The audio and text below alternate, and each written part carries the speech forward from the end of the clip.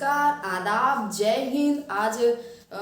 आज मकर संक्रांति है। मकर संक्रांति की आपको हार्दिक शुभकामनाएं। देखिए, एक मोटिवेशनल लाइन, देखिए मोटिवेशनल सॉन्ग सुनो, चाहे कि आपको टीचर मोटिवेट करता। देखिए, आप जब खुद से मोटिवेट नहीं रहेंगे तब तक सुनने का कोई मतलब नहीं। लेकिन एक बार हम आपको खुद से मोटिवेट कर रहे हैं कि गलती नीम की नहीं है कि वो कड़वी है।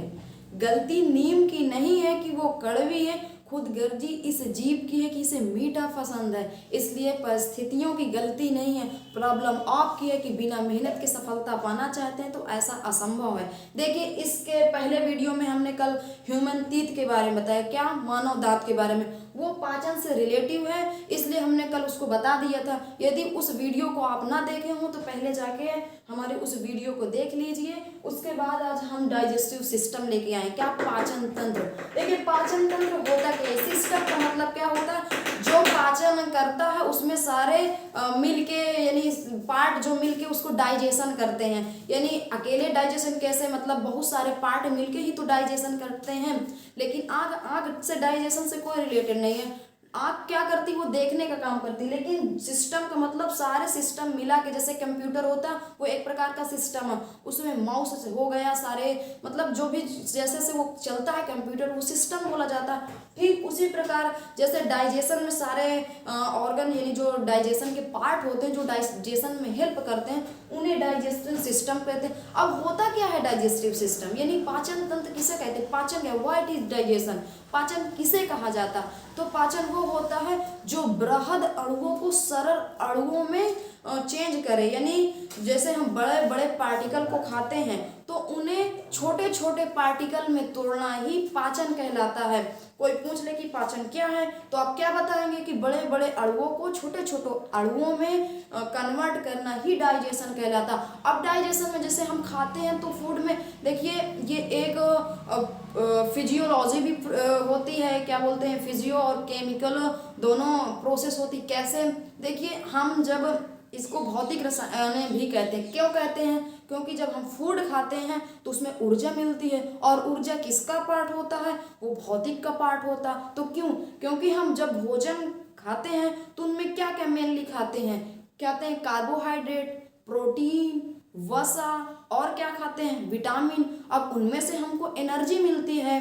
देखिए, विटामिन से हमें एनर्जी कोई नहीं मिलती, फिर हम उनको खाते क्यों हैं, ये भी तो क्वेश्चन है कि जब विटामिन से एनर्जी नहीं मिलती तो विटामिन खाते क्यों हैं। तो विटामिन से हमें एनर्जी नहीं मिलती, लेकिन वो बायोलॉजिकल रिएक्शन को एक्टिवेट, यानी लेवल पे किए रहती है ताकि उनसे कोई बीमारी ना हो। बाकी कार्बोहाइड्रेट से आपको एनर्जी मिलती है, फैट से एनर्जी मिलती है, प्रोटीन से एनर्जी मिलती है। आप डिपेंड करता है आप भोजन में क्या लेते हैं, जो खाएंगे आपको वही चीज़ें मिलेंगी। अब आगे क्या देखते हैं कि हम इस डाइजेशन में हेल्प कौन कौन करता है, क्या मेनली काम करते हैं। दो टाइप से डाइजेशन का होता है, एक एलिमेंट्री कैनाल यानी आहार नाल हिंदी में बोलते हैं, एक डाइजेस्टिव ग्लैंड, ग्लैंड का मतलब ग्रंथि, पाचक ग्रंथि, ये दोनों मिलके हमारे डाइजेशन में हेल्प करती। अब आहार नल होता किसको, यानी कहते किसको आहार नल, तो आहार नल वो है जो हमारा फूड, यानी जो हम भोजन करते हैं तो हमारे शरीर में पूरे नली में ये जो हमारा यहाँ से आहार आया, सॉरी वो फूड आया, तो ये जिस नली से घूमता रहता है उस नली को ही आहार नाल कहते हैं। और इसकी माप क्या होती है, तो ये 32 फीट का होता है, और मीटर में पूछे तो 9 मीटर, क्या 9 मीटर, और ऐसे 32 फीट। अब हम देखते हैं कि अब हम भोजन कैसे हमारा पचता, कैसे कैसे प्रोसेस में किस टाइप से जाता है। तो हम जब भोजन करते हैं तो सर्वप्रथम मुख गुहा, मुंह में ही तो डालते हैं। गुहा का मतलब ये जो मुंह में इतना खाली स्पेस होता, भाई ये जगह होगी तभी तो हम खाना खाएंगे, तभी तो अंदर जाएगा, ये ढका नहीं रहता, ये खुला। और गुहा इसी कहते हैं, मुख यानी ये मुख जहाँ से हम डालते हैं। मुख गुहा को इंग्लिश में बोलते हैं बकल कैविटी, क्या बोलते हैं, बकल कैविटी या ओरल कैविटी या माउथ कैविटी। माउथ का मतलब मुंह, कैविटी का मतलब गुहा, ओरल कैविटी, ओरल का मतलब भी मुख, यानी जो बोलते हैं ओरल टेस्ट लेंगे तो मौखिक ही, तो यानी बोलकर ही टेस्ट लेते हैं तो इंग्लिश में। और ये ग्रास नली इसको बोलते हैं। उसके बाद अमाशय पेट को बोलते हैं स्टमक, उसके बाद आता है छोटी आंत में फूड, उसके बाद छोटी आंत से जाता है बड़ी आंत में, और बड़ी आंत से एनस की ओर बाहर चला जाता है वेस्ट पदार्थ यानी गुदा के माध्यम से बाहर। देखिए मुख गुहा में फूड आया, फूड से क्या ग्रास नली में आया, उसके बाद कहाँ आया, ये आता है स्टमक, इसको बोलते हैं स्टमक, स्टमक यानी अमाशय पेट, स्टमक, स्टमक बोलते हैं, पेट में आया। उसके बाद ये भोजन ये कहाँ गया, छोटी आंत में, ये छोटी आंत होती है, देखो छोटी आंत ये लेंथ में होती है इसलिए इसको छोटी आंत बोलते हैं। उसके बाद छोटी आंत से कहाँ जाता है, बड़ी आंत में, ये क्या है, बड़ी आंत, बड़ी आंत से कहाँ चला जाता है, गुदा के माध्यम से।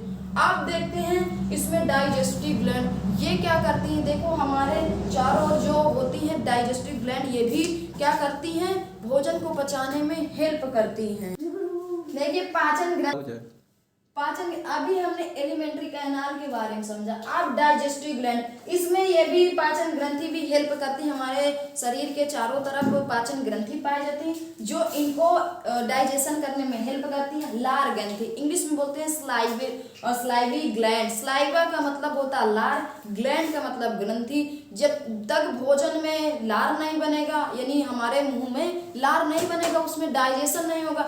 एक दिन में 1 से 1.5 लीटर लार बनता है, हर व्यक्ति के अंदर एक दिन में 1 से 1.5 लीटर लार बनता है। वही लार क्या करता है, हमारे डाइजेशन में हेल्प करता है, क्या, डाइजेशन में। और जठर ग्रंथि पाई जाती है, ये भी पाचन में हेल्प करती है। तो ये जितनी प्रोसेस है ये क्या करती है, डाइजेशन में हेल्प करती है। देखिए हम तो पानी भी पीते हैं, विटामिन भी खाते हैं, तो इनका क्या होता है, इनका पाचन नहीं होता। क्यों नहीं होता, क्योंकि ये छोटे छोटे खुद ही पार्टिकल हैं, इनमें डाइजेशन की कोई ज़रूरत ही नहीं होती, ये अवशोषित कर लिए जाते हैं। क्या, अवशोषित कर लिए जाते हैं, छोटे छोटे पार्टिकल होते हैं। तो हमने इस वीडियो के माध्यम से ये समझा कि आहार नाली का लेंथ कितनी होती है, 32 फीट होती है, मीटर में पूछे तो 9 मीटर होती है। ये डाइजेशन का प्रोसेस कहाँ से स्टार्ट होता है, तो मुंह से, सबसे पहले मुख गुहा में जाएंगे, उसके बाद कहाँ आता है, ग्रास नली, इस ग्रास नली से कहाँ जाएगा, अमाशय यानी स्टमक, पेट में, फिर अमाशय से कहाँ जाएगा, छोटी आंत में, छोटी आंत से जाएगा बड़ी आंत में, बड़ी आंत से एनस के माध्यम से वेस्ट पदार्थ को हम त्याग देते हैं। यदि आपको स्क्रीनशॉट लेना चाहते हो तो ले सकते हैं। देखिए अब हम मुख गुहा के बारे में बताते हैं, इसमें क्या क्या पाए जाते हैं एंजाइम की, इनको डाइजेशन कैसे करते हैं। तो हमने बताया था कि इनको माउथ या ओरल कैविटी बोला जाता है, मुख गुहा। इनमें 3 जोड़ी लार ग्रंथि पाई जाती है, क्या, 3 जोड़ी, ये 3 जोड़ी लिखी हुई है, 3 जोड़ी लार ग्रंथि पाई जाती है। और इनमें ये जो पैरोडिक होता है, ये क्या होता है कि ये जो सांप में होता है ये जहरीले का होता है, जो सांप में ये जो पाया जाता है ग्रंथि, ये क्या करती है, सांप में जहरीला प्रदान करती है। सबलिंगुअल और सबमेंडिबल ये क्या करती है, डाइजेशन में हेल्प करती है। आइए हम इनको बताते हैं।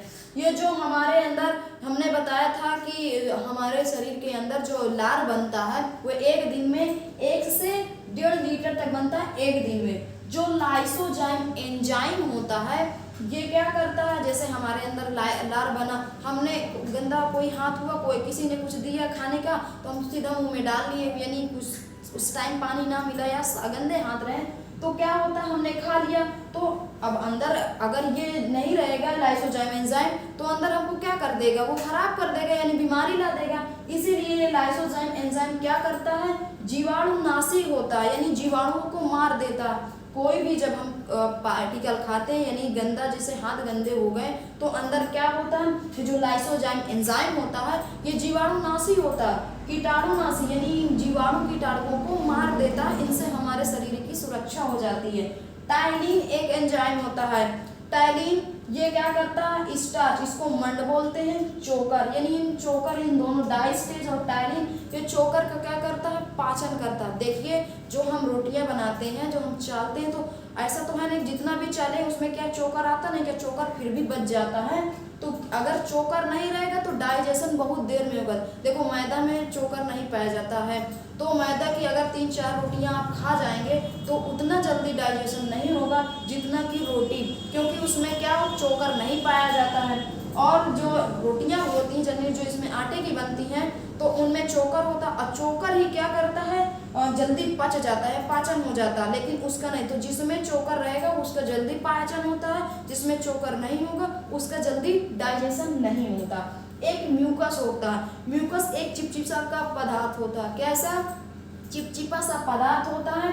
ये भोजन को चिपचिपा प्रदान करता है, यानी हमारा अंदर खाना ऐसे हम निकले, हम ये जो चिपचिपा होता है मुंह में चिपचिपा सा, यानी जो लार ग्रंथियां होती हैं इनमें चिपचिपा सा पदार्थ होता है। और जब मुंह से ये जब अंदर यानी और अंदर ये ग्रास नली में जाता है तो ये बोलस बन के जाता है। बोलस इसको जब यहाँ से कुचल के खाते हैं तो वो बोलस में मिक्स हो जाता है। उस भोजन को जो टूट गए हैं छोटे छोटे पार्टिकल में, इसको बोलस बोलते हैं।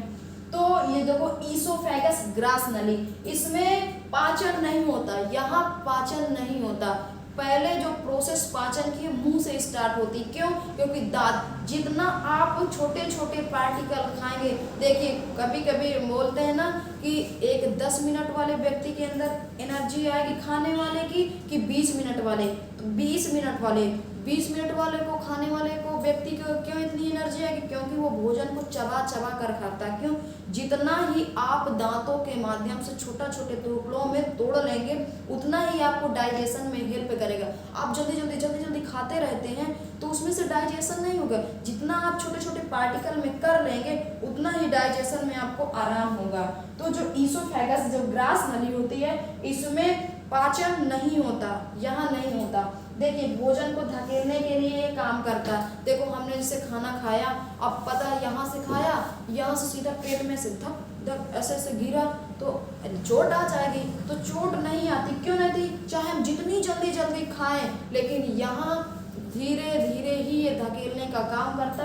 ये किसके कारण? इसको क्या बोलते हैं? क्रमानुकुचन। ये क्रमानुकुचन होता है, इसके द्वारा भोजन हमारा आसानी से स्टमक में आ जाता है और धीरे धीरे ये डाइजेशन का प्रोसेस होती रहती है। तो हमने इस वीडियो के माध्यम से समझा कि लाइसोजाइम, देखिए जो छोटा बच्चा होता है उसमें ये बहुत ज़्यादा बनता है। जो छोटा बच्चा होता है बेबी, उनमें बहुत ज़्यादा बनता है। क्यों बनता है? क्योंकि वो जो मिट्टियों में खेलता रहता है और वो मिट्टी में अगर खेलेगा तो क्या होगा? वो मिट्टी या कुछ भी उस मिट्टी में पड़ा रहता, सीधा ऐसे करके मुंह में भर लेता। तो क्या होता? उसमें लार आती। वो लार क्यों बनती? क्योंकि उसे भगवान भी तो चालाक थे ना, क्योंकि छोटा बच्चों को उसे ये नहीं पता कि इसमें कीटाणु हैं या जीवाणु हैं, तो उसे उन्हें बच्चों को क्या पता। तो उन्होंने इसलिए ये उनमें ज़्यादा लार क्यों आता, ताकि वो जो जैसे ऐसे खा लेते हैं लार वार चूती रहती उसमें, तो वो डाइजेशन उनका हो जाए, अंदर जो कीटाणु चले जाते हैं उन लार के माध्यम से वो पचा देता है। क्यों? क्योंकि छोटे बच्चे को क्या पता कि उसमें क्या है, तो ऐसे ऐसे खाते रहते हैं, अंदर इतना ढेर सारा उनके लार, कभी कभी देखते ना ऐसे ऐसे गिरता रहता है वो लार, बहुत ज़्यादा अमाउंट में बनता है उन लोगों के अंदर। तो चलिए आप इसका एक स्क्रीनशॉट ले सकते हैं, आगे हम बताते हैं इसके और क्या क्या प्रोसेस होती है।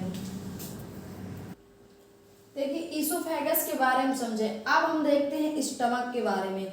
स्टमक में भोजन 4 घंटा तक रहता। पेट में हमारे जब खाना खाने के बाद 4 घंटे तक हमारे पेट में यानी स्टमक में 4 घंटे तक खाना रहता है।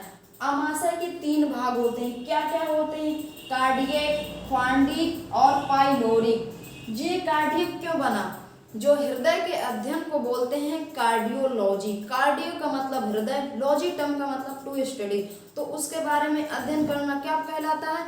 कार्डियोलॉजी। हालांकि वो अलग चैप्टर है। तो कार्डियक के जस्ट नीचे ये पाया जाता है पेट, तो इसीलिए इसको बोलते हैं कार्डियक। ये ऊपरी भाग में स्थित होता है पेट की। इसमें हाइड्रोक्लोरिक अम्ल का निर्माण होता है, हाइड्रोक्लोरिक अम्ल, और ये क्या करता है? जीवाणुनाशी होता है, जीवाणुओं को नाश कर देता है, यानी उनको गला देता है। हाइड्रोक्लोरिक अम्ल हमारे पेट के अंदर बनता है। ये बहुत क्या बोलते हैं, एसिडिटी जैसे मतलब होने से बचाता है। यदि कोई व्यक्ति बहुत ज़्यादा खा पी लेता है तो उस टाइम बहुत ज़्यादा अगर कहीं दावत में गया, अच्छा खाना मिला तो एकदम बढ़िया खा लेता है। उसके बाद ये जो एसिडिटी होती है यानी HCl, ये क्या करता है? उनको पचाने के लिए बहुत अमाउंट में होता है। क्या? बहुत अमाउंट में निकलता है, क्योंकि उनको पचाने के लिए बहुत सारा जो खाना हो गया, जब बहुत सारा खाना हो जाएगा तो उसको पचाने के लिए भी बहुत सारा निकलेगा ये अम्ल। जब बहुत सारा निकलेगा तो ये क्या करते हैं है कि ये जलने का काम करता है, ये बहुत जलता है। तो बोल देते हैं व्यक्ति कि हमको क्या हो रही है, एसिडिटी हो रही, बूमी ना आ रही, वोमिटिंग। तो ये क्या करते हैं, जब आप पलटी करते हो तो उसी के साथ ये क्या आ जाता है, हाइड्रोक्लोरिक अम्ल। तो जब मुंह में जलन आती है, नाक में जलन आती है, इसी के कारण ये क्या करता है, बहुत जलनशील होता है ये हाइड्रोक्लोरिक अम्ल, और कहीं पड़ जाए ना तो उसको जला देता है, बहुत खतरनाक होता है, और ये पचा गला के एकदम वो कर देता है। अगर जैसे कि इसीलिए इनो खाते हैं, ये जो हम इनो खाते हैं उसमें क्षार होता है MgOH। ये क्या देखो, H लगा रहेगा तो वो अम्ल होता है, OH लगे रहेगा तो क्षार होता है, और जब अम्ल क्षार मिलते हैं तो उसको न्यूट्रल कर देते हैं। इसलिए जैसे जब हमारे पलटी आती, वोमिटिंग आती है, तो हमारे मुंह में क्या होता, बहुत सारा सलाइवा आ जाता, लार बन जाता, बोलते थूक पड़ रहा, हमको क्या करना, उल्टी आएगी। तो ये हाइड्रोक्लोरिक अम्ल यानी कि पलटी आने से पहले बहुत सारा लार बन जाता है। क्यों बन जाता है, क्योंकि हाइड्रोक्लोरिक अम्ल बहुत ज्वलनशील होता है, उस अगर वो ना आएगा तो हमारे शरीर के अंदर बहुत सारा सब जला देगा। इसीलिए जो ये लार आता है इसी के कारण, क्योंकि ये बहुत ज्वलनशील होता है। जब ये आएगा उसके बाद जब पलटी के बाद कितना जलता रहता है, ये यही हाइड्रोक्लोरिक अम्ल होता है। देखिए ये फार्टिक जो होता है ये कार्टूनुमा रुचि होता है, ये जो कांटे के आकार का होता है, ये भोजन को रोक कर रहता है और भूखा रहने पर चुभता है। यदि हम जैसे भूखे रहे तो बोलते हैं ना बहुत चुभता, हमको बहुत भूख लगी है, तो यही के कारण ये जो रुचि है ये भोजन को रोक के रखता है, और जिस टाइम भूख लगती है तो ये चुभने का काम करता है, चुभन होती है, तभी आभास होता है कि भूख लगी। जो पाइलोरिक होता है ये गैस्ट्रिक जूस का निर्माण करता है। इसमें क्या होता है, रेनिन एंजाइम बनता है, और रेनिन दूध में पाया जाता है। दूध को ये दही में कन्वर्ट करता है, दूध को दही में कन्वर्ट करता है। देखिए जब बच्चा दूध पीता है उसके बाद जब वो पलटी करता है तो दही के आकार का यानी दही की समान तो पलटी करता है, तो यही उसमें होता है, ये दूध से दही बना देता है। तो ये दो चीजों से मिलकर गैस्ट्रिक जूस होता है। इसीलिए वृद्धों में ये कम बनता है, तो वृद्धों को बोला जाता है कि आप दूध ना पीकर आप दही पीजिए, क्योंकि ये उस टाइम बहुत कम बनता है, छोटे बच्चों में बहुत ज्यादा बनता है, ये दूध से दही में कन्वर्ट कर देता। जो पेप्सिन होता है ये प्रोटीन को पेप्टोन में चेंज करता है, किसको, प्रोटीन को पेप्टोन में कन्वर्ट करता। आई होप हम डाइजेशन के बारे में हमने कंप्लीट आपको जानकारी दी, आपको समझ में आया होगा। यदि आपको समझ में आया हो तो हमारे वीडियो को लाइक शेयर सब्सक्राइब करें, और कमेंट तो करना बिल्कुल ना भूलें कि कैसी लगी आपको हमारी वीडियो। हम अगली वीडियो में आपको अच्छा कंटेंट देंगे, तो अगले वीडियो में मिलते हैं आपको। और जय हिंद। जय हिंद।